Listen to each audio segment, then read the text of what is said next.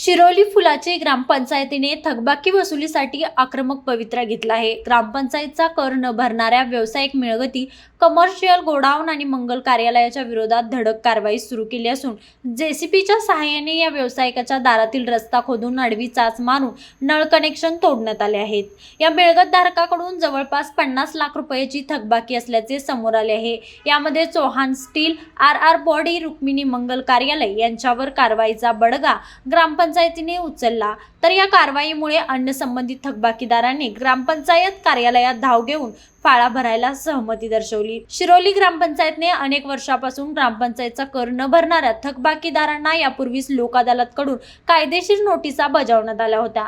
मात्र नोटिसा देऊनही संबंधित मिळकतधारकांनी कर भरण्याकडे दुर्लक्ष केल्याने ग्रामपंचायतीने अखेर कठोर पावले उचलली। या कारवाई मोहिमेअंतर्गत या व्यावसायिक मिळकतीच्या प्रवेशद्वारासमोरील रस्ता जेसीबीच्या सहाय्याने खोदून येणारी जाणारी वाहतूक रोखण्यात आली। तसेच त्यांचे पाणी कनेक्शनही तोडण्यात आले। ग्रामपंचायतीने विशेष ठराव करून ही कारवाई पूर्ण केली। याबाबत अधिक माहिती देताना ग्रामविकास अधिकारी सौ गीता कोळी म्हणाले की वारंवार सूचना देऊन ज्या मिळकतधारकांनी कर भरला नाही त्यांच्यावर ही कारवाई केली जात आहे। जर या संबंधित व्यावसायिकांनी त्वरित थकबाकी भरली नाही तर ग्रामपंचायत अधिनियमानुसार मालमत्ता जप्तीची प्रक्रिया राबवून त्यांचा लिलाव केला जाईल व या लिलावातून ग्रामपंचायत कर वसुली करण्यात येईल व भविष्यातही ज्या थकबाकीदारांनी नोटिशीनंतर प्रतिसाद दिला नाही तर त्यांच्यावरही अशीच कठोर कारवाई केली जाईल। या धडक कारवाईमुळे थकबाकीदारांमध्ये खळबळ उडाली असून काहींनी तातडीने ग्रामपंचायत कार्यालयात धाव घेऊन थकबाकी भरण्याची तयारी दर्शवली आहे।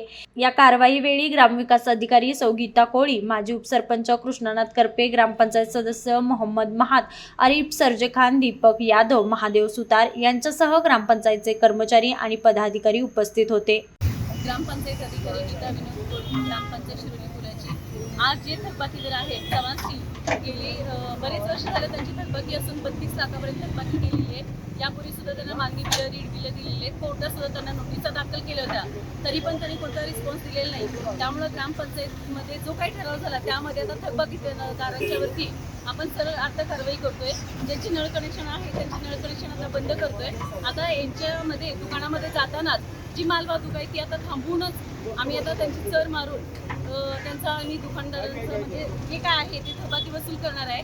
यातून पण जर त्यांनी सहकार्य केले नाही तर ग्रामपंचायत अधिनियमानुसार पुढची रीट बिल घेऊन त्यांनी जप्ती आदेश लागू करून सुद्धा त्यांचं जप्तीने लिलाव प्रोसेस सुद्धा करून ग्रामपंचायतीची थकबाकी आपण वसूल करणार आहोत। यासाठी मला ग्रामपंचायतीचे माननीय सरपंच, उपसरपंच, ग्रामपंचायतीचे माननीय सर्व सदस्य यांचे सुद्धा सर्वांचे सहकार्य आहे आणि यासाठी माझा अविरत झटणारा माझा ग्रामपंचायत सर्व कर्मचारी स्टाफ यांचे सुद्धा मला सहकार्य आहे आणि इथून पुढे सुद्धा ग्रामपंचायत शिरोली फुलाची मार्फत सर्व थकबाकीदारांच्यावरती अशी कारवाई करण्यात येईल।